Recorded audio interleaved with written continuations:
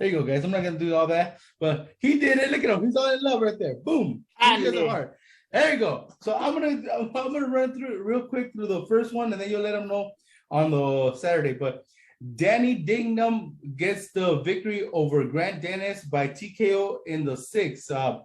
So everybody, that was a UK fight. You know what I mean? It was on ESPN Plus. So Danny Dignam, nobody picked him but me. You know, so I got that one right. All right, but let's go to the Saturday. Let's do Saturday, guys. Oh, what up? Tony Sandoval's in the house.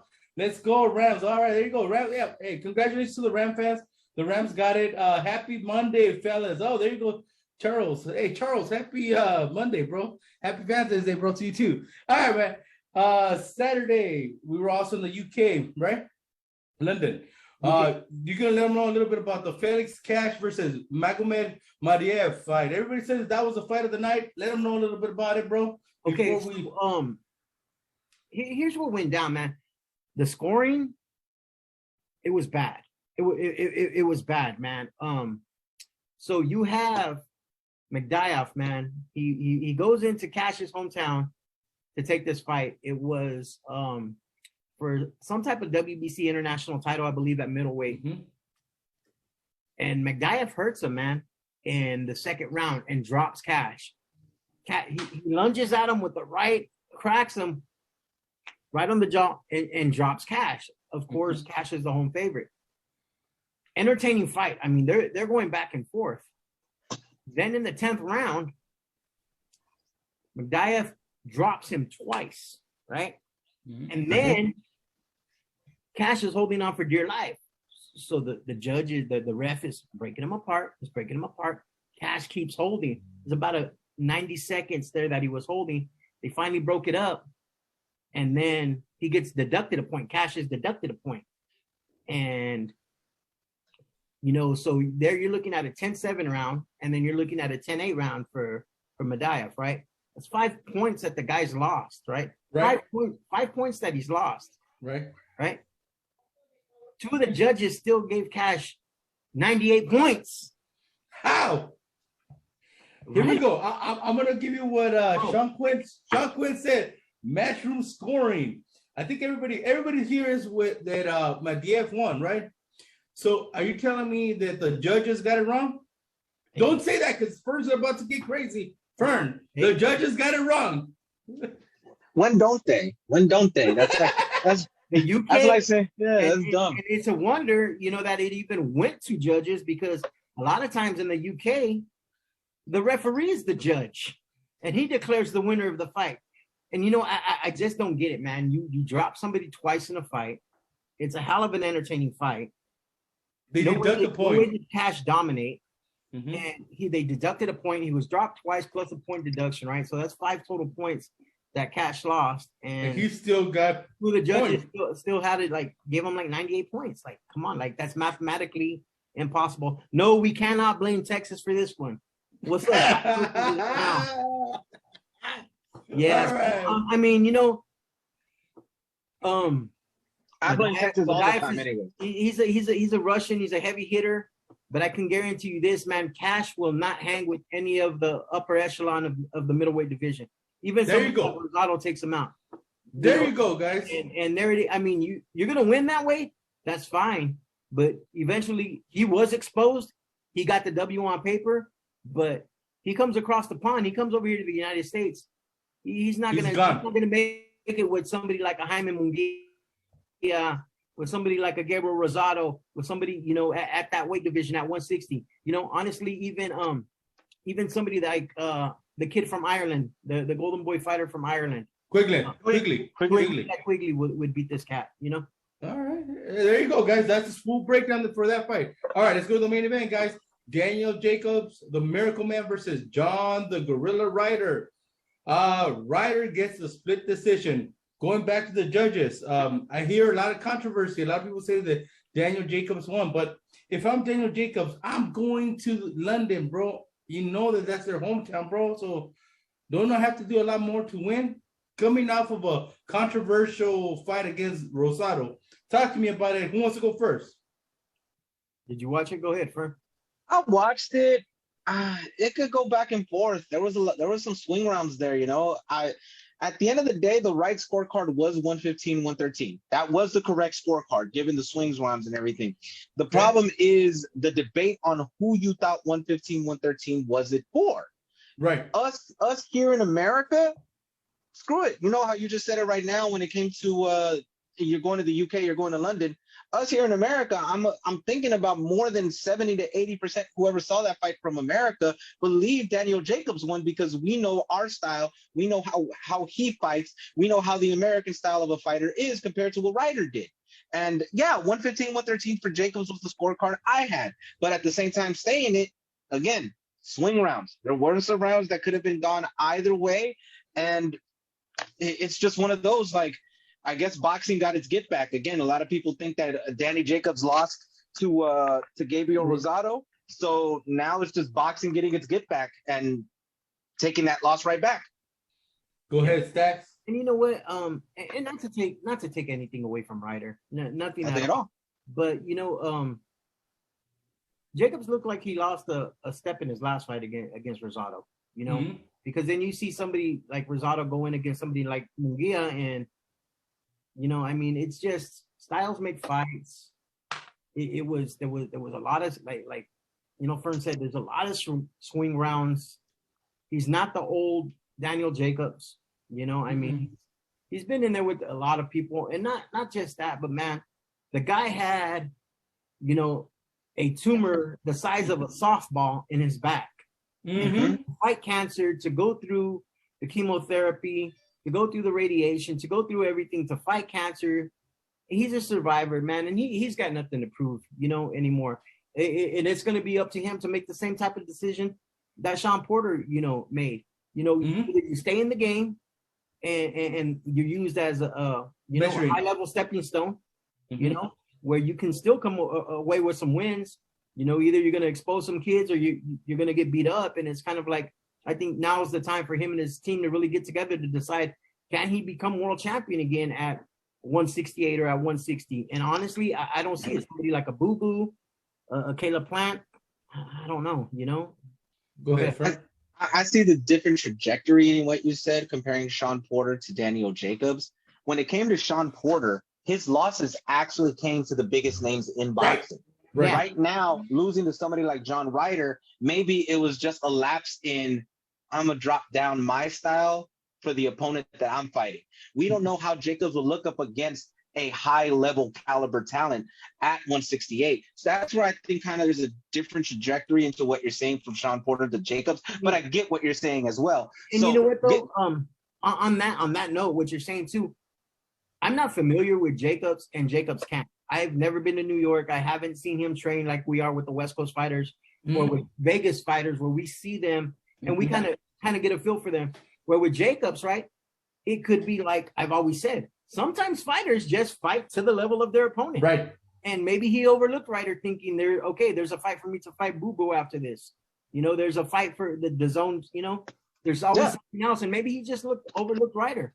You know, he didn't take into consideration the judges. Maybe he thought he was just going to go in and handle business and the style and everything. Maybe he just didn't prepare. Who knows? Yeah, it could be that because, like you said, he maybe overlooked them. And in training, maybe he was a little lax. And that's why he couldn't turn on that second gear to get up there and actually take over those swing rounds. Maybe he was just lax. Again, the level of competition does mean a lot to these fighters and everything. You know, Jacobs really has nothing to prove. He's already done it. Again, like Stacks has detailed, his whole battle with cancer. The fight he had against Gennady. A lot of people say that he really looked good against Gennady and more than likely pulled it out. Gave a nice little showing against Canelo. Canelo definitely won the fight, but he was in there. You know, the guy has done really good against high caliber opponents and everything, but maybe he was just lax against Ryder, and that's what caught up with him in this one.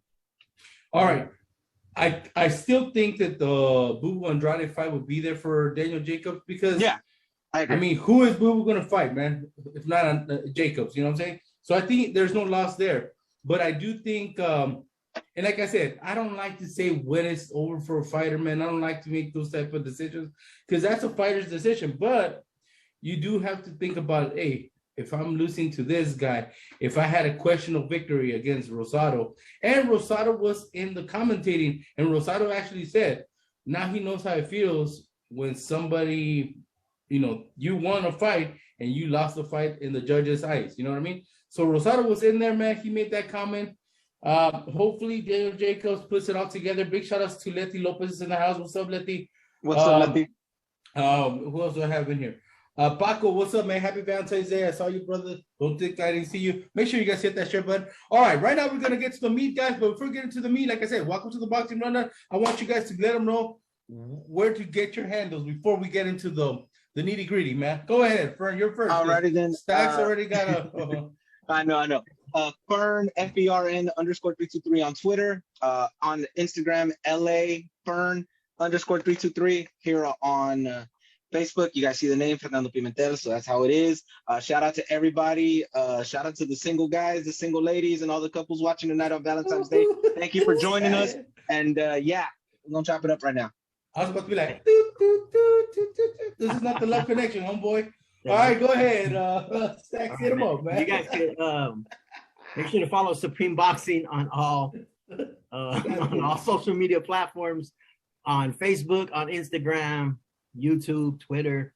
You can follow me also on Instagram at Stacks_ringside, and on Facebook it's just Anthony Saldana. So I was supposed to be like, this is not blind date players. Hey, what's up, Shy? Shy says Jacobs let him down. Yeah, man, Jacobs didn't look that good, man.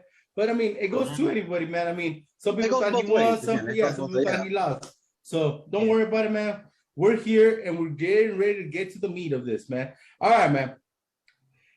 I guess we're starting with this one, bro. Ryan Garcia moving away from Eddie Reynoso, man. Let's do this. The one we're going to talk about the most. Yeah. Look, let's just get into the meat right now. For what people who don't know, as you know, Ryan Garcia was with Eddie Reynoso, his last 2 to 3 fights, right? And then five. Good Lord. All right, good. So he was with Eddie Reynoso, has moved to Joe Goosen. A lot of people are like, oh, there's some instability in Ryan Garcia's camp, this, that, and the third. I actually don't think there's instability. I think this move is actually stability, because for people who know Ryan Garcia from his earlier days and younger days, he actually worked out of 10 Goosen with Ricky Funes and Joe Goosen. So they know his style from young to now. So they can mesh what he's learned in the pros and actually add what they know about the program to Ryan Garcia and actually help him out. I don't think this is a bad move. I think this is actually a good move for Ryan Garcia. Yeah, so, let me piggyback on that, what you were saying on that real fast. First off, him leaving because they think that Eddie was too hard on him, or that he didn't want to work out, or that he just couldn't figure out Eddie's program and all these conspiracies. No. It's not it. I can guarantee you that, because all that right there is implicating that Joe Goosen is just going to be relaxed on him and let him do whatever the hell he wants in his gym. And that's definitely not what Joe Goosen's going to do. He is not about that. If you know Joe Goosen, right? He trained people like Diego Corrales. Yep.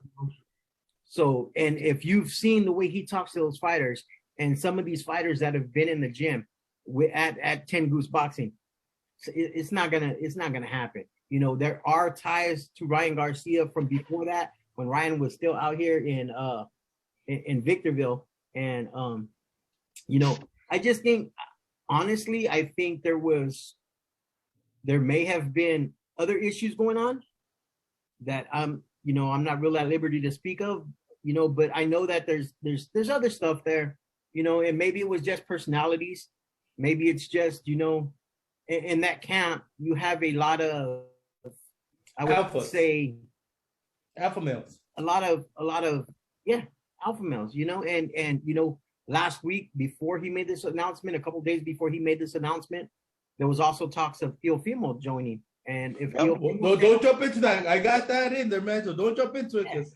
No, but I'm saying that could also be a reason. I'm not throwing it in there yet. We can get to that. But what I'm saying, there's other reasons. There's a lot of things, and he's not the first fighter, and you won't be the last to drop trainers or go a different direction. Oh yeah, all the time they change trainers like they change their goddamn canzones.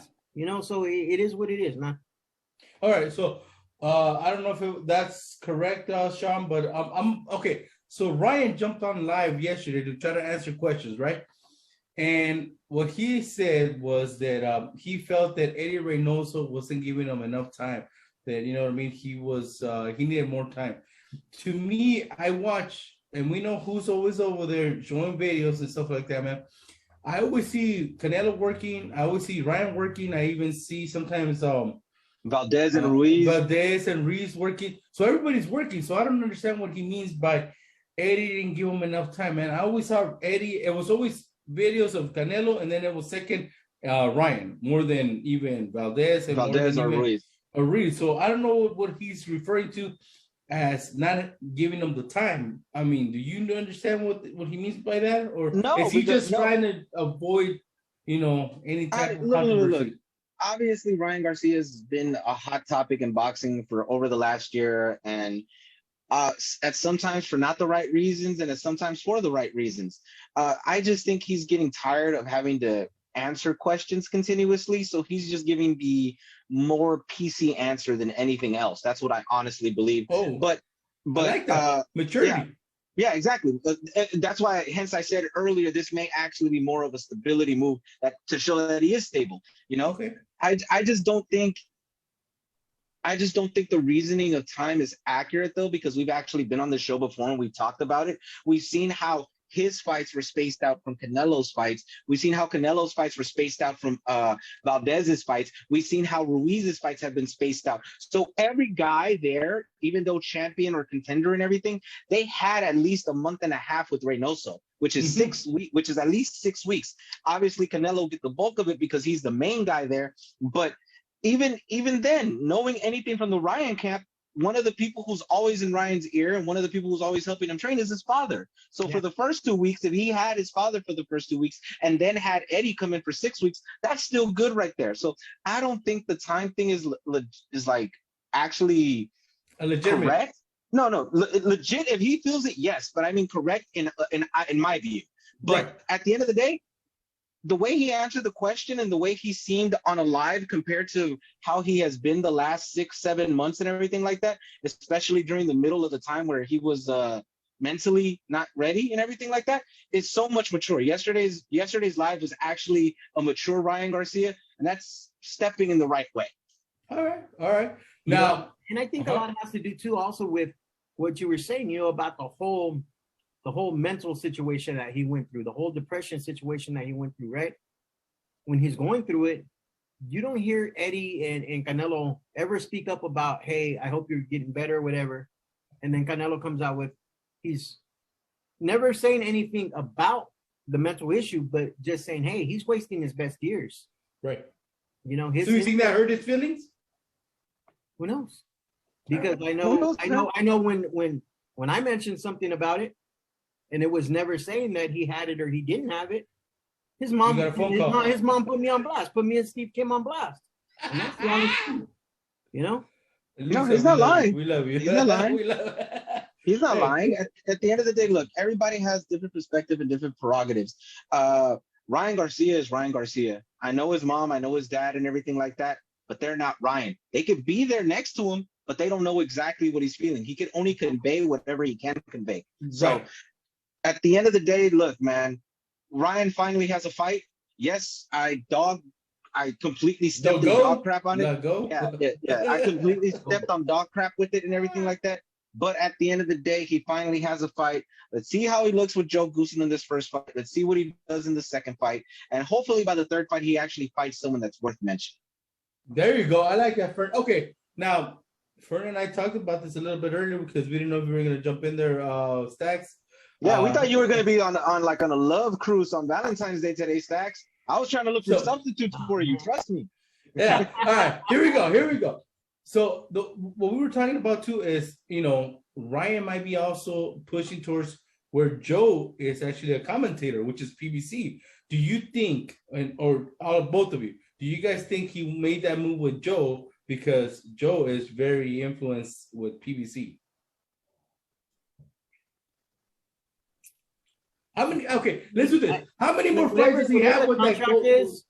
With Golden Boy? Whatever the contract is, I mean, whatever Golden Boy has on him, they've supposedly amended the contract several times, and it's the most lucrative contract ever. But I mean, well, we know. But how many more fights does he have? I mean, I don't know what's on that contract, and they've never really made it public on how many fights he's locked into, or what. So it's only speculation. It's only speculation right now. But right. Again, We're just making we're trying to just look at every outside fighter the that box. Joe Goossen has.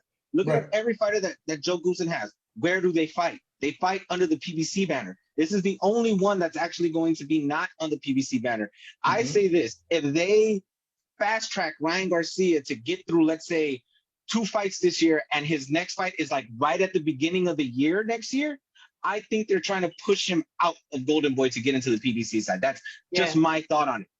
And I mean, he's got attorneys, he's got Lupe Valencia. They're gonna make the right decisions monetary for him.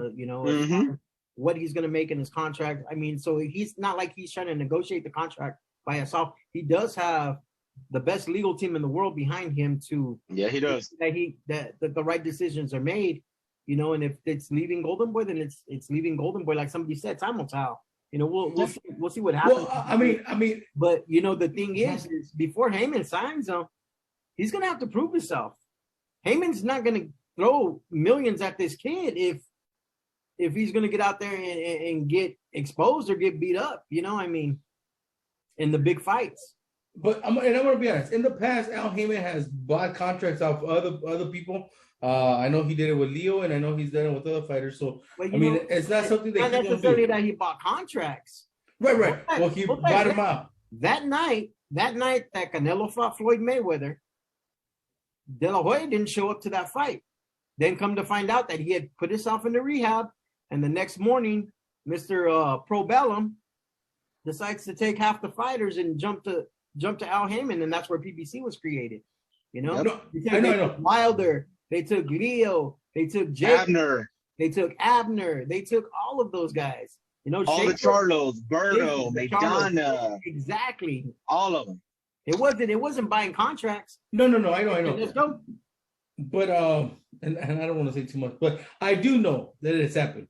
Let's just say that. So I mean, if Al Heyman feels that he could make some good money with Ryan, he'll probably do it. You know what I mean? So that is not something that we should not, think it would happen. Now, I don't even want to talk about the third one I heard. The third reason I heard it that there was some issues with Eddie Reynoso. You know what I mean? That Eddie Reynoso, but I mean, I highly doubt that one. You know what I'm saying?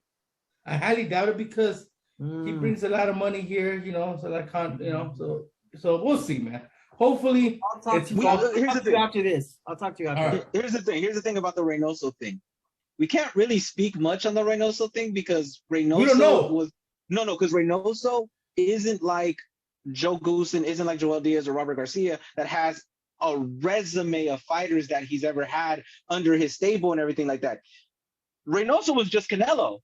And then out of nowhere, Ryan joined. And then out of nowhere, Oscar joined. And then out of nowhere, Andy joined. None of them have left other than Ryan right now. So this is actually the first time that we know of that a high-profile fighter under Eddie Reynoso is actually leaving. Right. Paul Becky says Eddie likes discipline. I mean, Paul Becky, you just jumped on Paul Becky, but what I'm saying, right? You're saying Eddie likes discipline. So are you telling me that Joe Goossen doesn't? Huh? Come on, man. They have connections. Joe Goossen's going to work Ryan just as hard. So that makes me to believe that it wasn't the discipline. Right. It's something else. He's athletic. He's going to work out. There's other stuff going on there. It's not lack of discipline. Yeah. Luis Neri left him too.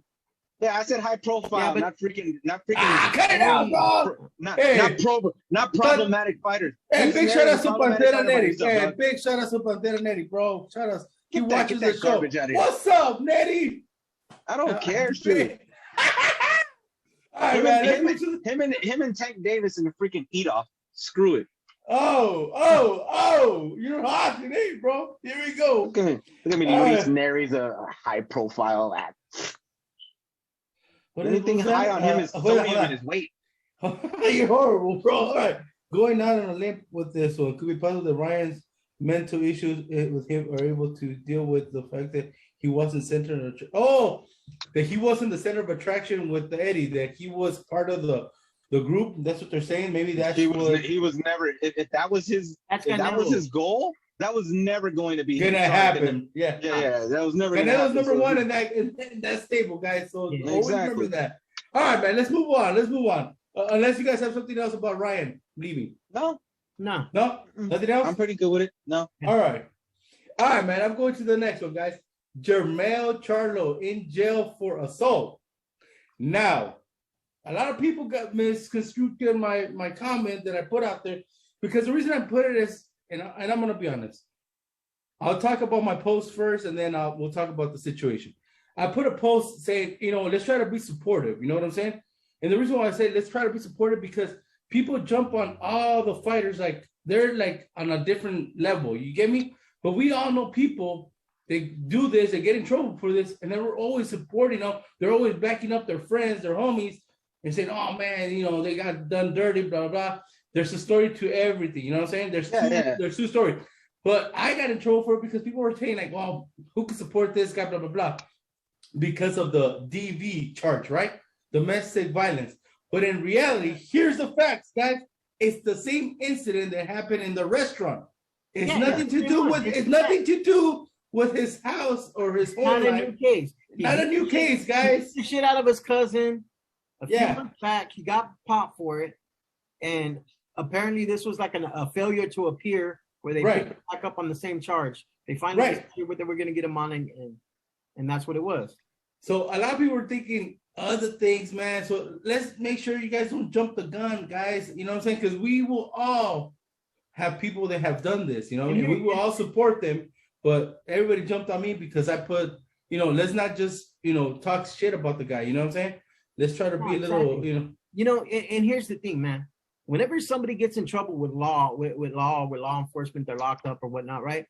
There's big reasons behind it, man. I've had brothers. I got a brother that's been in the pen. I've had uncles that have been in the pen. Mm-hmm. Things happen, and you have to support these people, man. They have to have family behind them. They have to have people supporting them, and we do it all the time, man. And one thing I hate, and are we doing a grind your gears today? Yeah, no, we're gonna do one. Yeah, we're doing it. I'm gonna bring up this little Charlo situation and grind your gears, but we have to support, and that's all I'm gonna say about that, man. Because you know what? Check this out, man. The difference between them and most of you guys and us is that they got caught doing shit and we never got caught. Exactly. I've done just as much dirt as the next person. I just never got busted, thank God. And I've grown up, I've learned my lesson, but man, things happen, and it doesn't make that person a bad person. It's a bad choice that they've made. Right. Now, if we're again, you guys actually touched everything. It's an old incident. It's nothing new. Yeah, he got arrested for it now because not appearing and everything like that. But it's nothing new. It's not like he, everybody was like, oh, he beat up his girl, he beat up his wife, he beat up this, he did that. No. It's just an old incident. And again, people just want to jump on everything because they want to be the first to something. They want to be the first to break it. They want to say, oh, I found this out, so this is what it is, and create their own story around it. That way they could get clicks and everything. That's what the world is now, man, and it's sad. And at the end of the day, okay, he's doing his time for what he did some time back. Cool. At the end of the day, he went through the system. He was guilty, found of it. Guess what? In the court of public opinion, you thought something different. Now that you found out, you look stupid, but you would never go admit it. You're never going to say, hey, I said the wrong thing. I thought the wrong thing. My bad. You're never going to do it. But at the end of the day, let him do his time. Let him do what he got to do. And that's pretty much all I got to say about it. Yeah. People make mistakes, people. So let's just, always think about that. All right. Anything else on the Charlo? Or we can move on. Nah. This one's going to hurt because it's got some Charlo in there. All right. So here we go. Canelo's future, man, for May and September fights. Now, is Jermail Charlo still in there? Or are we looking at Bebo and Triple G with the zone? What's Canelo's future, man? I know Eddie came out and said there's nothing has been finalized. We don't know yet. We're still looking at options. But with this situation that happened with Jermail Charlo, okay, are we out of the Charlo fight now? And we only have one option now, which will be Bebo and Triple G. Oh, go ahead. I still think there's two options. Do I think that Charlo's out of the running? Yeah, I do. At least for now. I think Charlo's out of the running. Honestly, you can still throw you can still throw the African in the mix. You know, the 190-pound cruiserweight. Oh God, no! Don't talk to me about that. And I'm telling you, look, man, us as people that follow boxing understand what's going on there. We do, right? We do, right? But your uncle, your tío in Sinaloa doesn't understand that. He's a Canelo fan, but doesn't understand the sport the way we do. I'm so glad I don't have uncles. Canelo, uncles there. I'm so glad. Mira, Canelo ya anda ya peleando a 190 y va a ganar. Otra división, yeah. Yeah, another division, another championship. He's the best. You know, boxing, they sell boxing to the casuals. Exactly. How do you think these commercials will play out? Canelo, you know, 4-time, you know, the weight division. Going for a fifth, moving to 190, dominating Caleb Plant, showing him beating Caleb Plant, showing him beating Gennady Golovkin, you know. Kovalev. You know, I mean, and now going up to 190 and then showing this, making him bigger than he is, showing this big old 190-pound cruiserweight next to Canelo, like, oh my gosh, he's fighting a monster. He's King Kong. He's coming out of the jungle, like, fuck, man, like, they're gonna make everything out of it, you know. Hey, he said he would knock out Canelo. You know what I mean? So there's a way to sell it, Fern. I know that you don't like it. Yeah, there is a way to sell. There is. You might not like it, Fern, but you're right. Stacks just brought the curveball in here. Money talks. Money talks. Yeah, and he is looking for that fifth division. You know what I'm saying? So, I mean, now we have that fight. We have the deal with the zone. You know what I'm saying? And there might not be a deal with PBC right now, or unless they throw him David Benavidez. And see, the fight with the African, man. Here's the thing. Canelo can promote it himself. You know what I'm saying? He could promote that fight himself. He would need a big district. He wouldn't need the zone. He wouldn't need PBC. He wouldn't need Golden Boy, you know, Top Rank. He could do a Canelo's promotion and have the damn fight in Mexico for all I care, and it would still sell. Let me just ask you a question. Victor Granillos, that is fake news, player. Right now, David cannot negotiate a fight with Canelo because he's getting a fight with who's he fighting? The guy that David Lemieux. David Lemieux. So right now, there is no way he could be offering Canelo more money than with Charlo because they're right now on a contract and they're having a fight there. They have a fight April. Right? They're having a fight in April. Yeah, bro. How's he gonna fight Canelo in May? Yeah, how's he gonna fight Canelo in May, bro? Come on, man. We also gotta connect the dots, guys. We cannot just be like, oh, Canelo can fight Daniel Jacobs. Daniel Jacobs just fought. He's not gonna be fighting Daniel Jacobs, guys. Come on, you guys gotta connect them too, man. Yeah. We can't just say the Bivol thing's still open. Mm-hmm. That's in play. That's a hard push there. You know, I'm sure that Eddie is pushing for that.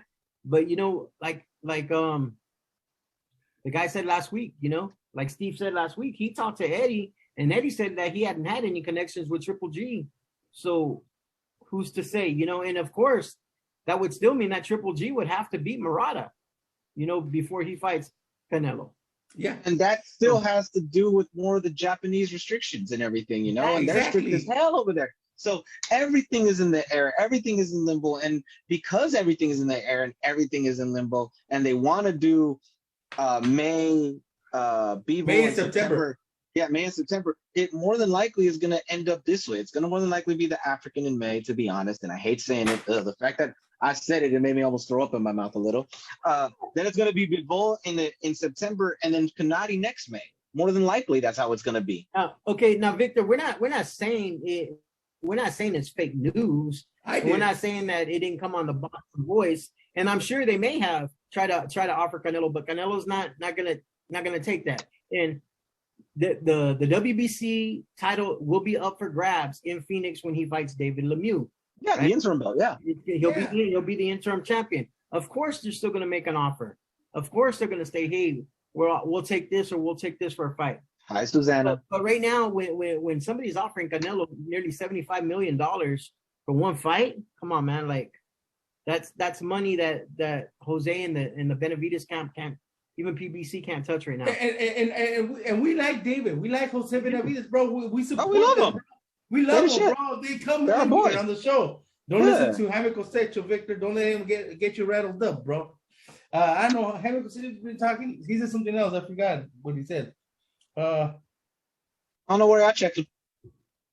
No. It is easy. It's the easiest route is Bivol, but also the easiest route is the African dude. You know, for the fifth division. Yeah. Majin Buu, whatever his name is. You know, I mean. Oh my God! Shaquin Andrade versus Canelo. Does Boo Andrade have a fight? Yeah, he's actually in talks and negotiations for the WBO interim at 168. And here's the other thing, man, with Canelo. I figure the final decision will come in about 2 weeks. A week or two. About 2 weeks. A week or two, yeah. A week or two. It's gonna be right at the beginning of March because camps are 8 weeks, right? The last time they announced the Triple G fight 2 weeks early is when Vada showed up the next day at his house because they can get you year round. And they showed up 2 weeks. What you trying to say, dog? Go back to the dates, right? He got popped in February. 8 weeks from March is May, and that's why that fight never happened because it hadn't completely cycled out of his system. He ate the carne tacos. He knew the carne asada had clenbuterol. Wow! Clenbuterol hadn't cycled. That's what I'm saying. Wow! Wow, bro, cut it out, dog. What did you give him, bro? Usually it's Fern who says stuff like this, bro. What did you give him? What did you give him, Fern? It's got a cycle, man. What did you give him? That showed up 2 weeks early. They announced the fight. Wow. They announced the fight. They showed up the next day and come on. Bro, but I'm gonna be realistic, bro. And I'm with Fern. I think it'll be the fifth division. He'll go for the fifth division. I think so. It'll be done in May. Okay, it'll be done in May, and then like you said, we have to wait. We have to wait for Triple G and Murata because he wants to do that fight. So then Bivol will get it in September, and then Canelo does want to do a fight. In December. So it could be Triple G, guys. So there you go, man. I'll give you guys that map. All right. If you guys agree or disagree, let me know, man. Fern, like, wow, yeah. I was like, whoa, bro. Even I was like, speechless on that. I was like, yo. You guys knew it was coming. We didn't know that was coming, We didn't know. Dude. Man, I was about to mute you, bro. All right. What? Anything else on the Canelo possible fights, guys? No? Nah. All right. Let's go to what Stacks kind of like gave us a hint on. Teofimo Lopez could be training with Eddie Reynoso. That is a thing that's catching a lot of heat right now. It's trending everywhere. Do we see Teofimo Lopez training with Eddie Reynoso, guys? I can see him in his corner, kind of like an advisor, like the way Ben Lira is a lot of times. Yeah. Ben Lira is there. Ben Lira is also like a training advisor for JoJo's dad. He's in the corner, but he's not quite the head trainer. Mm-hmm. I can still see Teofimo sticking with his dad. Yeah, that's what I'm saying. Bringing Eddie in as an extra set of eyes. Yeah, because I was saying, Teofimo after the Camboso fight was very defending of his father, saying that we started together, we're gonna end together, this and that. So I don't know how this caught a lot of heat, bro. Like right now, it's trending. A lot of people are talking about Eddie and Teofimo, but the only way I see it is like the way you're saying it, Stacks, as a second pair of eyes in the corner. But maybe Fern could give us more insight. Look at him. Look at Fern. I don't know what he's doing. Look at him. Man, he's I'm getting my. He's getting the DMs. I saw that. No. I'm getting what grinds my gears. Ready. All right. I got what grinds my gears ready. So I just needed to pull up something. But as it comes to Eddie Reynoso and Theo, at the end of the day, look, we know the attitude and we know the mentality that not only Teofimo comes into, but Theo Sr. comes in with. And Theo Sr. is not going to give up the reins to his son, to somebody like Eddie Reynoso. I'm sorry, but it's like, I can see exactly what Stacks is saying. Yeah, I think everybody agrees. I don't think, you guys are going to see Eddie being the number one. I think Eddie will be there just to give some pointers and give some tips. Apparently, you're getting strawberry and chocolate covered strawberries, bro. You and Jaime Cosecho, bro. Cherry. I don't like strawberries. You got cherry covered. I mean, chocolate covered cherries. I'm okay. I'll be that. I'll do that. Damn, you and Jaime Cosecho, chocolate covered cherries. Nah, he'll eat the box before he even gets to me. You know that. Damn, dog. All right, man.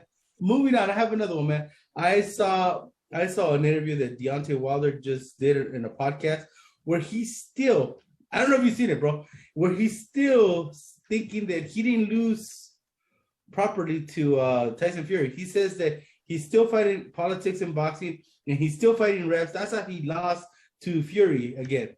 I mean, what is up with Wilder, bro? Why is it that he's having such a hard time believing that he was defeated by Tyson Fury, man? Wilder, that's all it is, really, to be honest with you. Wilder's wilding out. At the end of the day, look, man, he's got a backing, and I'm not talking about in boxing. I'm talking about from groups that claim to be boxing fanatics or media members and shit like that. He has a backing that will freaking suck him off till the day. I don't know. They would give him babies if they could. That's how much in love they are with Deontay Wilder, that he's just paying attention to those yes men and not the people that are actually looking out for his career. At the end of the day, the greats in the heavyweight division, Muhammad Ali, George Foreman, Mike Tyson, all of them lost. All of them got beat. This is the heavyweight division where one punch could end the fight. And at times, 49 times out of 51, 52, you were the dude who was that dude who had that one punch power. Now, at the end of the day, you're at the other end. Guess what? It's just the way life goes, dude. Take an L, take your luck, be a man, come back to the ring if you're going to come back to the ring. If you're not going to come back to the ring, you know what? Sayonara. At the end of the day, you had a decent career. It was awesome watching your fights. It was awesome seeing you fight and everything. But, hey, bro, if you're not mentally there anymore, you shouldn't be in this shit. Stacks.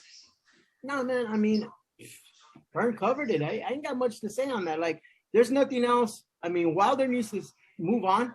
He needs to put those fights behind him, because no matter whatever types of fucking conspiracies he's bringing up, isn't going to change the fact that he's lost those fights. It's not going to change his record. It's not going to change anything. You know, all it's going to do is it's just going to hurt him, because then he's going to end up going to a media. You know, he's going to end up showing up at a press conference with beats in his ears and not talking to the media, because now the media, like me in front, are going to jam him up. Like, why are you saying that? What makes you think that people are holding you down? Like, come on, man. Like, move on. There's fights there to be made. Andy Reese can be made. Ajagba can be made. There's a lot of fights right there with PBC that can be made at heavyweight. I mean, there's fighters out there for him to fight. You could get that third go around with Luis Ortiz. You know? Thank you, man. He needs to put it in his past and move forward, and that's it, man. Exactly. Is Deontay Wilder hurting his legacy, bro, as a heavyweight? Or if he continues with this whole, you know, I don't think so. I don't think so. Okay. I don't think so, because he reached the level. Okay, at the end of the day, when it came to Deontay Wilder, let's be honest. Everybody clowned the way he threw punches, how he windmilled, how he did this, that, and everything like that. At the end of the day, the man became the WBC champion of the world. You know? Right. So if he's tarnishing the legacy, he's tarnishing the legacy that overexceeded expectation. So if he tarnishes the legacy down to where everybody expected him to be, guess what? It was still a good legacy for him at the end of the day. So Wilder has a heavy standing, because I will say this about him. Prior to this entire situation with Tyson Fury, guy was an amazing dude. The reasoning as to why he actually got into boxing, the motivation as to why he got into boxing, why he did it, the story of the man himself, amazing story. What he's doing right now is just deterring people who liked him away into despising him, because he's just acting ridiculous with some of the shit he says. That's the reality of what he's doing. Yeah. He's not tarnishing his legacy. At the end of the day, what he's doing is just tarnishing his personality. Go ahead, Stacks. I mean, exactly. Like, you know, he had a daughter that was born with a spinal disease. He had less than 30 amateur fights. You know, he was never going to be a good amateur fighter. He never had the technique. They seen what he had. They knew he had that equalizer of a right hand. He turned pro. He became world champion. Nobody ever expected that. He was delivering beer, man. He was working for Budweiser. You know, like, come on. Look, and like Stacks just said, he was not a good amateur. He still won bronze. Yeah, He still got bronze. Exactly. So the dude has some pedigree, has something, but he just does not have the fundamentals straight. At the end of the day, he looked really good at some of the things that he was doing with Malik Scott, which I do agree. He did look decent doing those things, but the guy is never going to be Muhammad Ali. He's not going to be, he at best is going to be George Foreman, at best, because of the way he punched. But ambassador-wise for the sport and the way that he carries himself, he won't be any of those guys. He'll be Mike Tyson in his prime, minus the drugs and the jail. Quinn, from what I know, he's still with Malik. I mean, unless he says something else. No, he's still training with Malik. Malik and him are still together, yeah. Malik will always be in Wilder's corner no matter what. He may not be the first, but he's always going to be there, and he always has been there. Yeah. Now, let me ask you guys this before we get into the last one. Is Wilder a Hall of Famer? If he was to walk away right now, if he said, That's you know debatable. what, I'm done. That's debatable. Here's what I always throw out there, man. Here's the fighter that I always throw out there. Was he a better fighter than Rocky? No, than Arturo Gatti. Arturo Gatti. Gotti's actually the bar. That's Gotti's it. Bar. Like, yeah, Gotti's the bar because if you were better than Gotti, you have to get in. I have to get in, exactly. And I'll tell you this much: may not be as good as Gotti, but his fights were freaking entertaining as hell. Like Gotti, yeah, his fights are entertaining as hell because they always ended in freaking knockouts. Mm-hmm. So yeah, if Gotti's the bar, then yeah, Wilder's in. He was the first American champion for the longest time. You know, I mean, of course, Charles Martin was a bout holder for a minute. Yeah. Charles Martin, he was, and I call him a bout holder because he was a bout holder for a minute. He held the belt and he went to the UK and lost it. You know, and yep. But you know, Wilder was an American champion that held on to that title for a long time. You know, yeah. The United States hadn't had a heavyweight champion in a long time.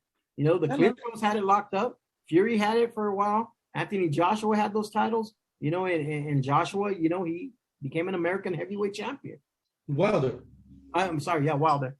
Yeah, brother. I know, we agree, man. They could do a fight with Andy Ruiz. They could do a fight with Anthony Joshua, bro. He still brings money, guys, to the table. We're not saying he doesn't bring money to the table. Nobody's saying he's done. We're saying that he needs to drop the Fury shit and focus on the future. Like, stop. Yeah. No, Chiron, I say he's a Hall of Famer because the bar that's set as the standard is Arturo Gatti. And to me, his fight, he may not have been as fundamental as Gatti, but he was hell of entertaining. And he honestly entertained more to me than Gatti did because all of his fights ended in a knockout. All of his fights ended straight knockouts. So, he's definitely a Hall of Famer if the bar is Arturo Gatti. Yeah, because at the end of the day, the most popular division in boxing is the heavyweight division. Yep. Being a heavyweight champion that's the pinnacle of the sport. Heavyweight champion is the pinnacle of the sport. And to do it the way Tyson-esque, you know, us watching Tyson, we love that shit growing up, man. The kids nowadays love watching Wilder knock people out. They knew he had that right hand, man. I mean, and that's what sells. Violence sells. Knockout sells. The heavyweight division sells. So yeah, I think he's in, man. And like I told Fern, you know, I think we agree there that the bar is Gotti. Gotti's the bar. Yep. Gotti's the bar. Yeah. All right. This is the last one I have, guys. All right. I really thought the show was going to go a little bit less, but we're really pushing it. We're going to go. We're still going to do Grind Your Gears. Yes, we're still going to do that. But I got one more. And predictions. But here we go. This one is actually for Fern because he loves one of the guys that I'm about to bring up. Arthur Betterby versus Joe Smith Jr. Wow, you are terrible. Match. What? You're terrible. Don't you the like last one? No. Don't you like? If this is the last one, man. If this is the last one, man. This show is really boxing. Yeah, it is. Yeah. Yo. So you're telling me Ugas versus Spence that was announced last week is lower than this? Get the out of here. I thought we brought it up last week. No, we brought it up that it was a possibility and that's what we're looking for. It was announced last week after the show. Okay, bring it up. So you're telling me that fight? You're telling me that fight? I thought we brought it up. Bring it up then. Bring it up. Tell him, Fern. Do it. Tell him. Oh my God. Bring it up. The fight that we have been talking about for months, ever since Yordenis Ugas beat Manny Pacquiao, is finally happening. Errol Spence versus or your Dennis Ugas will happen April 16th at Dallas, which is going to bring a massive crowd because Dallas does actually show out. Dallas shows out for Earl Spence. Dallas shows out for Canelo. They do it. So that fight is what we're looking forward to. It's something that we knew was going to happen since Ugas beat Pacquiao. And I'm glad it's here. You're glad it's here. Are you going? Yeah. No, the reason why I'm glad I have a wedding to attend that day. I have a family member being married. We're gonna be over there. Stacks and I are gonna be over there. Let's go. We're going to Texas. We're going to Texas. We're going to Texas. All the smack talking we're talking about, bro, and you're not going. Come on, man. All right. So, I don't pick the dates. I don't pick the dates for these fights. Right. If I did, I'd have it the next week. That way I could actually go. Okay. Yeah, Valdez Shakur also being official too. And you're putting Joe Smith versus Beterbiev over. No. They signed contracts. They haven't made the date though. Yeah, it's April 9th. The 30th. Or April 9th. Yeah, April 9th. April 30th. I think it's the 30th. April 30th. Look it up first. Okay. Yeah, because tickets are already on sale. Okay, let me tell you guys this. What is gonna be the number for Spence versus Ugas? What do you guys think will be the ticket sale? The gate or the pay-per-view? No. There's gonna be pay-per-view. We already know it's gonna be like $79.99. $74.99 more likely. I figured $350. Wow. You don't think they pack it? You don't think they pack it up? No, I'm saying 350,000. I'm pay-per-view. About 350. And I figure between 64 and 68,000. I don't think they'll sell it out, but I think he'll do more than Mike. It'll do more than the Mikey fight. Okay, so I think in the arena at least 50,000 in the stadium, at least 50. Anywhere between 45 to 50 is perfect. I agree. I was saying 45. Yeah, 45 to 50 anywhere is perfect. And pay-per-view wise, I'm gonna go a little bit more conservative and lower. I'm actually thinking it's gonna be like about 250 to 275,000 pay-per-view buys. It's definitely gonna be a big eye opener for PBC on exactly what he's selling, what Spence is selling. Because his fight with Mikey, I think there was a lot of Mexican fans that bought that fight because it was Mikey Garcia. A lot of Southern California fans that bought that fight to see Mikey take on Earl. With somebody like Ugas, who isn't such a household name, isn't as big a name as Mikey. It's really gonna see how well Earl can actually sell a fight. Well, Earl did great selling with Sean Porter, and Sean Porter at that time was probably a little higher than where Ugas is at right now because Ugas has the momentum after the Pacquiao fight and everything. He's got the name after that, so it may sell as much as the Spence versus Porter fight. To be honest, so we'll see. Okay. And there's another thing that it's going to depend on. It's also going to depend on who's on the undercard. If you could get a nice name to make like a showcase fight at like 147 or 154 or 140, like you bring like, let's say Danny Garcia back as the co-main event, or Adrian Broner as the co-main event, or somebody like Granados or no. Tank Davis is his own main event now. Let's say Granados, or let's say Jared Hurd back or something like that. Or maybe you put Hurd versus Lara the rematch, because that first fight was a fight of the year candidate, You could do things like that, but if they could bring a good co-main event, it could sell more than 300,000. Exactly. I think so. Okay, depending. If the numbers are low, listen to what I'm going to say.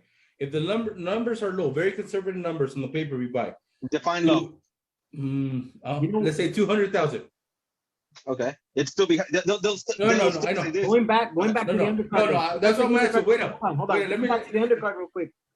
Imagine the co-main event with Figueroa rematching Cool Boy Steph. Yeah, that'd be good. See, there you go. That fight right there. Figueroa, Felix from Texas. Brandon's from Texas. You're fucking up my question, bro. Now. Okay. Go ahead. Here we go. So let's say the numbers are 200, right? 200,000. Okay. Does it make it more feasible for us to see Crawford versus Spence? Nope, because at the end of the day, they're still going to say he outsold Terrence. Yeah. They're going to say Errol Spence's lowest pay-per-view still almost doubled Terrence Crawford's highest pay-per-view. That's All right, basically guys. the logistics Hey, of that. I was trying to knock this guys out to see if we're gonna get Crawford Spence, guys. We're still not getting it. All right. So did you find out? It is April 30th. April 30th. April Yes. 30th. Valdez versus Shakur. Now that's gonna be a mega fight, guys. Yeah. That's the fight that you guys must watch. Is it pay-per-view? They haven't announced if it's pay-per-view or not. I'm sure Top Rank will have a pay-per-view. Should it be an ESPN pay-per-view? I hope it's not pay-per-view, to be honest with you. Those guys don't deserve that. They both deserve to be on ESPN, to be honest. They don't deserve to be on ESPN Plus. They deserve to be on ESPN and So not on Is pay-per-view. it or not? It's not saying that it's pay-per-view yet, so no, it doesn't. Hopefully it's ESPN, guys. If it's ESPN, it's a must-watch, guys. That is gonna be. I'm gonna be honest. It's ESPN Plus. Somebody said. No, it's not. It's not announced. I'm reading the thing and everything. It's not announced as to where it's going to be showcased, to be honest, yet. It does not say if it's going to be ESPN Plus. It doesn't say if it's going to be regular ESPN or not. It just says that the fight is official. Okay. All right.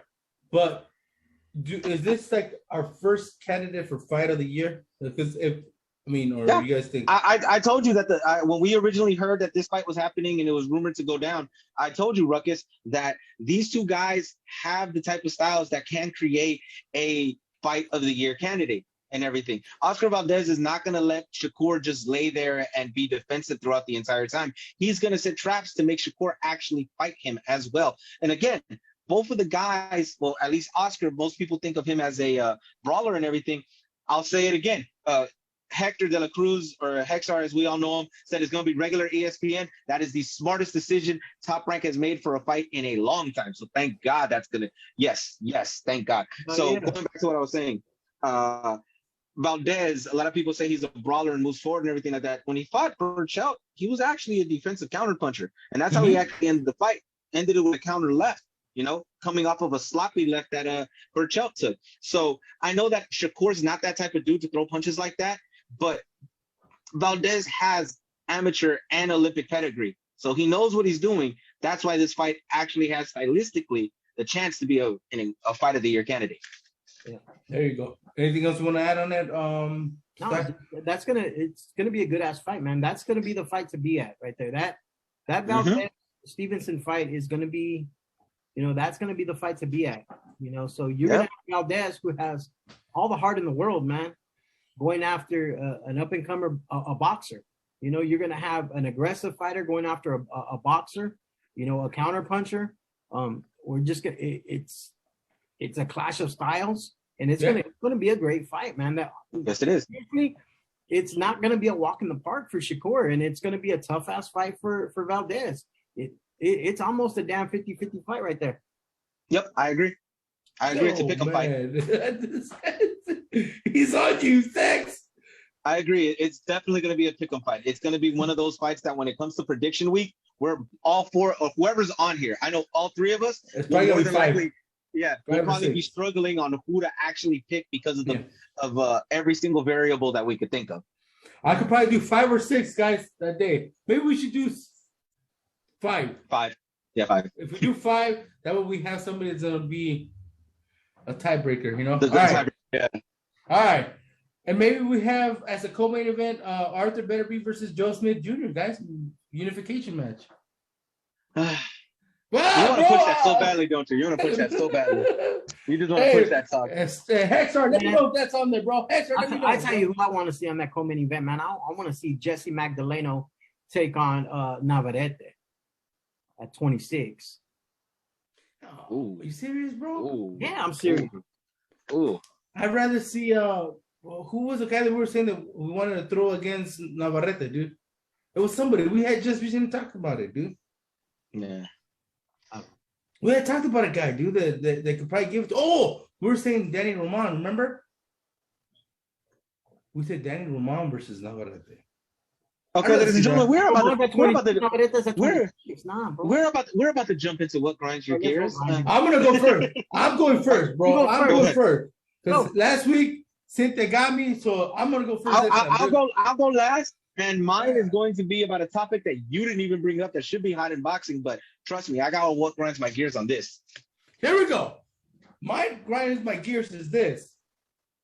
When you have promoters telling fighters they should promote the fight instead of the promoter. So why do you have a promoter for, bro? What is the promoter there for? To just, lend out the money so we can get the event going? I mean, I thought a promoter signed you because they are the big name. They are the people that are supposed to be there to back up a fighter. I understand that we always bring up the fact that you should have a team behind you. You should promote yourself on social media. You should be, creating this persona. But, bro, when a promoter is telling a fighter, you should promote yourself, well, what do I have you for, brother?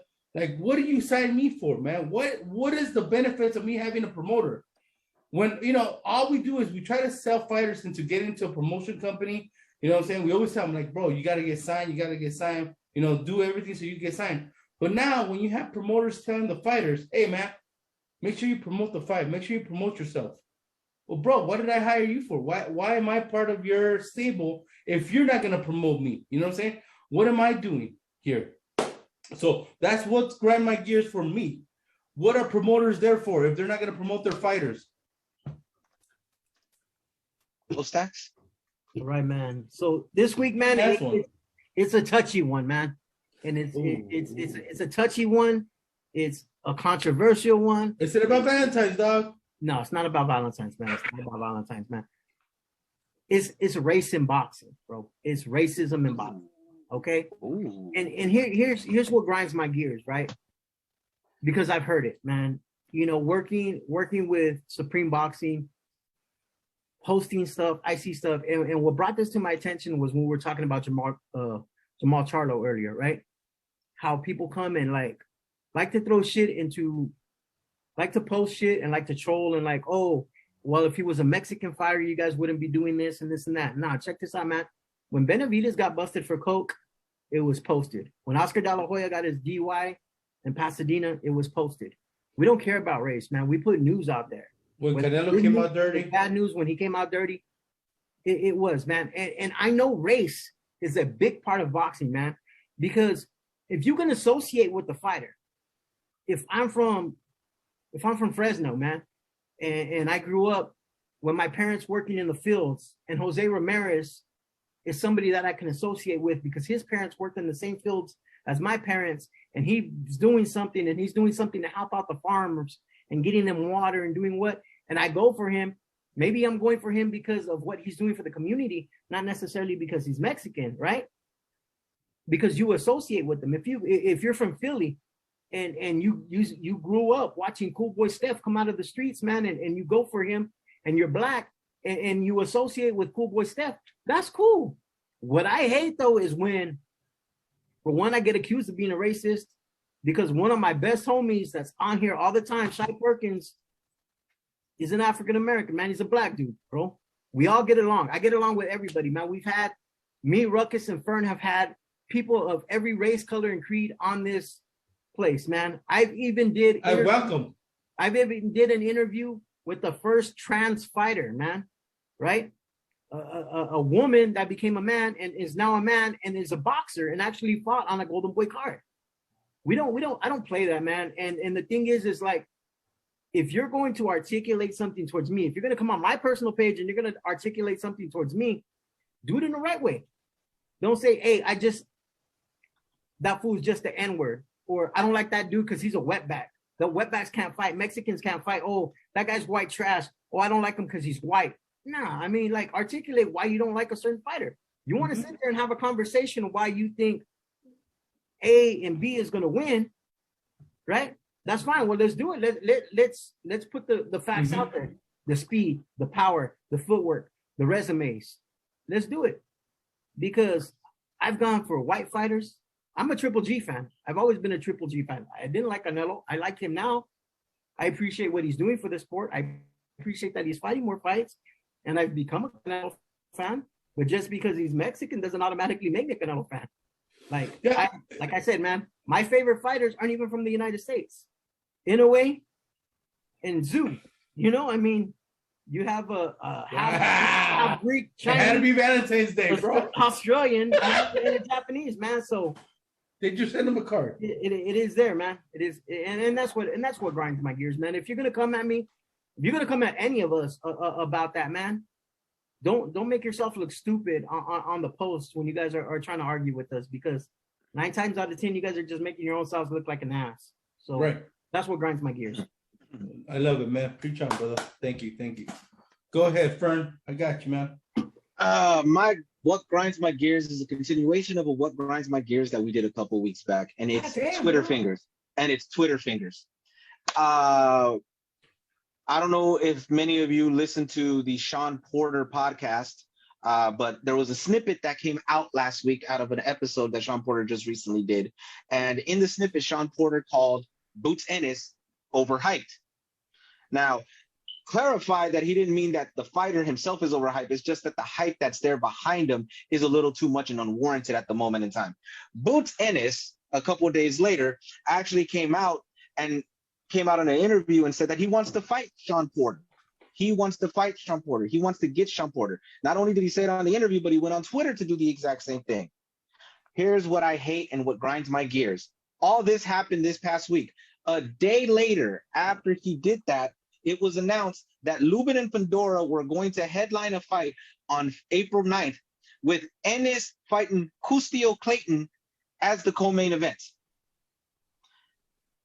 How are you calling out Sean Porter, who retired and straight said in his comments that he is not going to be a stepping stone for any of the young fighters, and you're fighting a guy named Custio Clayton, who his last fight was a draw versus Sergey Lipinets? There are levels to this game in boxing, and I get that you want to become a name and everything like that, but you do not go after someone like Sean Porter for an opinion, because at the end of the day, that what he stated was on a podcast. Are boxers going to come at us and challenge us as fights for this podcast and our opinions and our thoughts? No, at the end of the day, this is us just expressing what we believe about the situation. We're not challenging your manhood. We're not challenging anything like that. What we're doing is just expressing what we think. You're never going to challenge us because guess what? You're not going to get a name out of us. Sean Porter is now a part of us because he's in the podcast community. Yeah. He's in the podcast community. He ain't a fighter anymore. He's not. So would you challenge us? No, but you would challenge him because you know that he would bring a name to you, and he's not doing that. But at the same time, you do it knowing that you had just signed a contract to fight somebody else. That's pussy shit to me. That ain't cool. That ain't cool at all. You already knew that you were going to fight somebody, and you're still challenging someone else, especially when you knew that the announcement was going to come the next day. Because me knowing PBC, they know their fighters when they're going to fight weeks before they announce it. I know this personally because I've talked to many of the PBC fighters. And a lot of them have told me, hey, this fight's about to get announced. It gets announced, a week later? I knew about it the entire time. I just can't say anything about it. So for him to come out and say, oh, you think I'm overhyped, fight me and everything like that, you already know Sean Porter's not going to fight you. You already know that. It's not going to happen. You're just trying to get your name out there, catapulting yourself by using his name. You're not going to do anything. You're not going to prove it. So stop it with the Twitter fingers. Stop it with the Twitter fingers. Stop it with the interviews like that. To quote R. Kelly, use your common sense, But that's what grinds my gears. Fern, you're mainly a lot in Twitter. Is that what we call cloud chasing? Yes, that is definite clout chasing.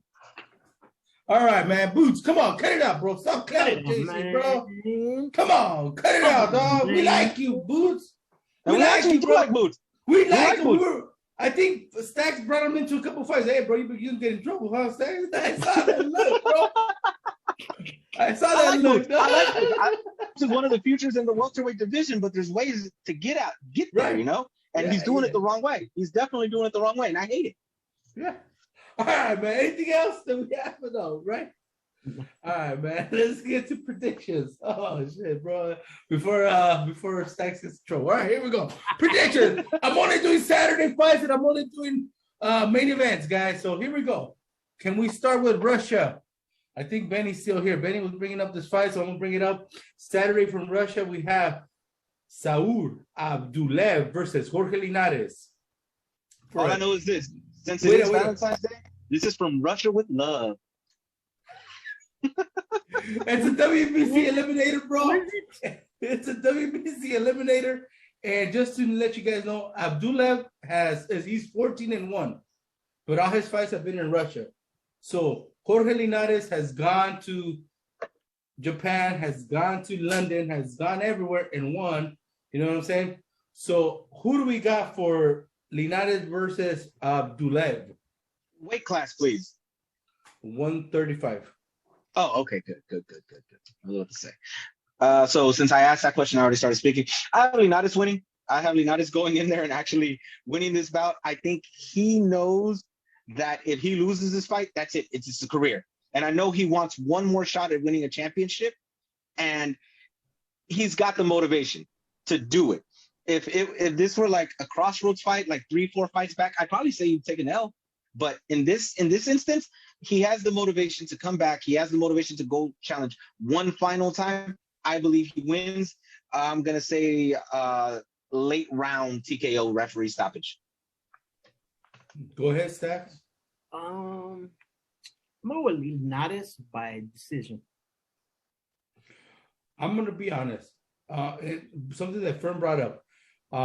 He has one more run in him. He wants to do it one more time. He wants to get at least a title shot again. You know what I'm saying? And for him to be taking this fight in the hometown of this dude, you know what I'm saying? It tells you a lot. It tells you that Jorge Linares is hungry.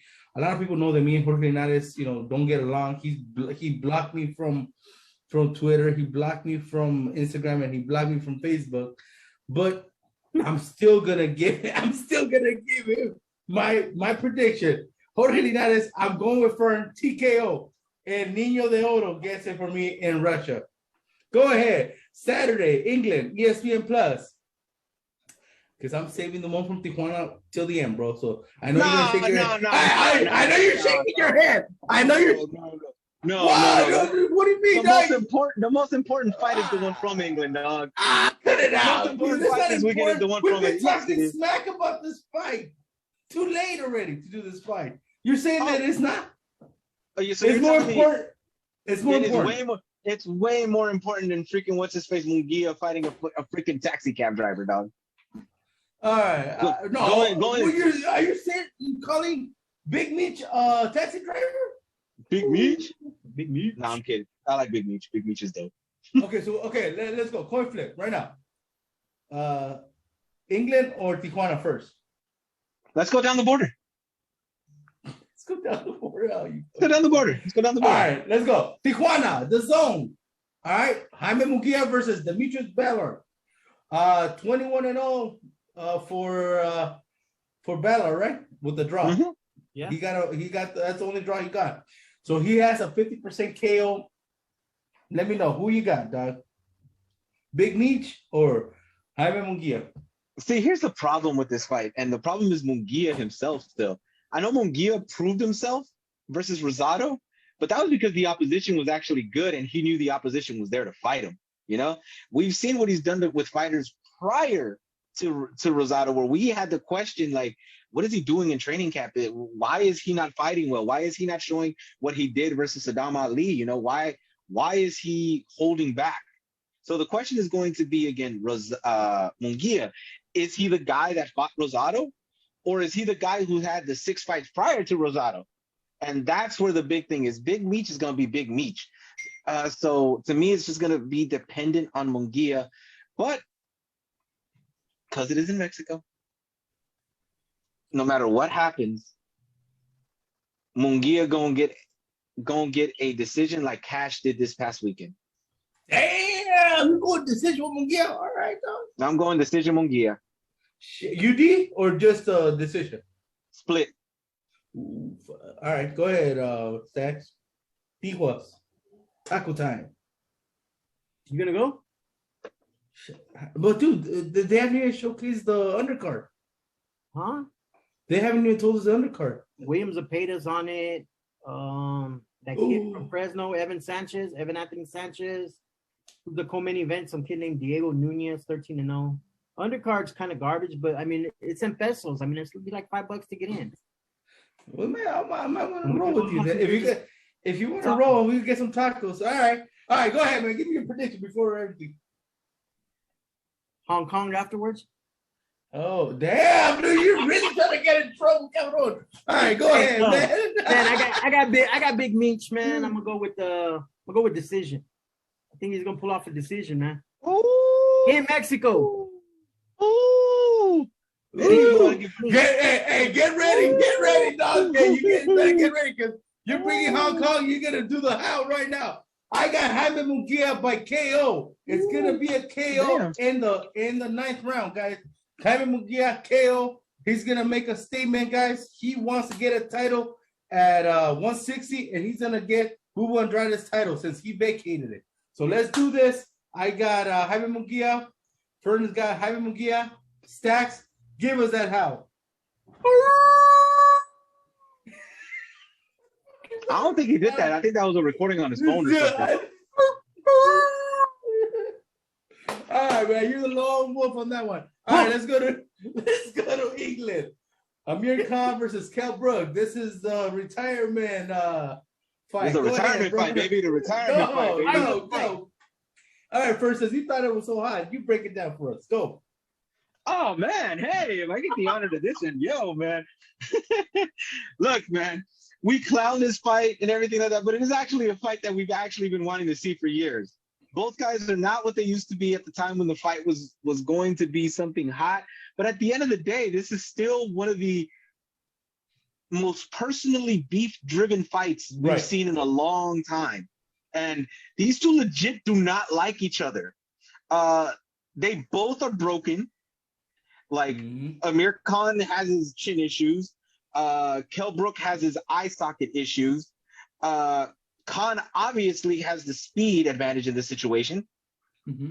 And he works with Terrence Crawford. You know, he's working out with Terrence Crawford. And I think that actually gives him an edge in this fight. And this is the first time I've picked Amir Khan to win a fight in a long time. But I'm going with Amir Khan to win this fight. And I think he actually TKOs and referee stoppages this fight in the 9th round.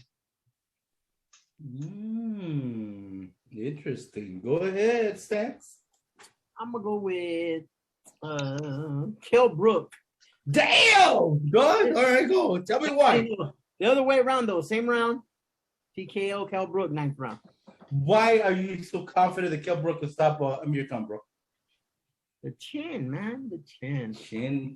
He gets caught, man. I think Kell Brook catches him. Hurts him. Rev jump, same thing. Rev jumps in to stop it, man. Fern? Oh, God. It's your turn, my man. Lone Wolf. Lone Wolf. I don't care if Amir Khan is training with Eddie Reynoso, with Canelo, bro. I'm going back with the chin, man. And Kell Brook, if he has something, it's power, bro. So he might, I'm going to be honest. Amir Khan's going to look good in the first 4-5 rounds, but he's going to get connected. And I think it doesn't go past 7 rounds, bro. I think Kell Brook connects him. He's going to get the little baby giraffe legs going, and we're going to get a stoppage. All right. I got Kell Brooks on this one by TKO. All right. Fern, give it to them. Let's do this, Amir, baby. Let's do this. All right, guys. So the tables have been divided. We only have one that we agreed on. All of us have Jorge Linares. You know what? You know something? I will tell you this. When it came to this Amir Kell Brook fight, I thought you were gonna say draw, but not the normal type of draw that you say. I thought you were gonna say it's a draw because it's gonna be a double KO. Yeah, you horrible. All right. Damn. No, man, come on, cut it out. Fern, give us a recap on the UFC. Man, come on, bro. That fight went a little too long, dude. The UFC. Adesanya is the man. That's all I know. Yeah, I know he is, but he should have taken care of that business a lot earlier. All right, guys. With that said, thank you for joining us. Hey, hold up, man. Okay. Hold up. Before we go, man. Are you gonna propose? If you're in Southern, man. If you're in Southern California, man. If you're in Southern California, Thursday night, OC Fight Club. I'll be out there. You guys gonna be out there? You're taking me, dog? Yeah, I'm picking you up. Yeah, that's right. Yeah, I'm actually meeting you in Whittier, bro. I'm meeting you in Whittier. You meet me in Whittier? Okay, cool. So, yeah, man, we're all heading out to the OC Fight Club on Thursday, man. And then Friday night, you got a packed house. It's going to be a packed house in Ontario. You got Ruben Torres fighting. You got Ivan Zarate fighting, the younger brother of Isaac Zarate, who's going to be fighting as well. Luis Lopez from Rancho Cucamonga is going to be fighting. So you got the OC Fight Club Thursday night. Friday night, you got the Thompson boxing event that's going to be headlined by Ruben Torres. Saturday, TJ. So, man, You guys are ready for the fights? Hit us up, man. Fuck. Busy weekend. All right, man. 3 days of boxing. I have a busy weekend too. It's gonna be fun. It's gonna be fun for me. Oh, so you're not going to any of them? What's his name? It's gonna be a busy weekend for me. I'm gonna love it. All right, guys. With that said, I hope you guys have a good Valentine's. I hope you guys had good plans with your loved ones. Remember, it's also the day of the friendship, man. Make sure you guys hit up people that you guys know, let them know you're there for them. You know what I'm saying? It's not just about love. It's not about just buying roses and going to dinner, guys. It's also about, showing your people you care. It's all about the chow. It's all about the bow chicka wow wow. I know, bro. Hey, and if you do the chicka bow bow, make sure you guys put some condones on, dog. Rams Parade is this week. I don't know. Who cares? I don't know, bro. Who cares, man? Yeah, dude. There you go, cabrón. There you go. Deuces. I'm out of here, guys. To everybody that tuned in. Peace. We'll see you guys.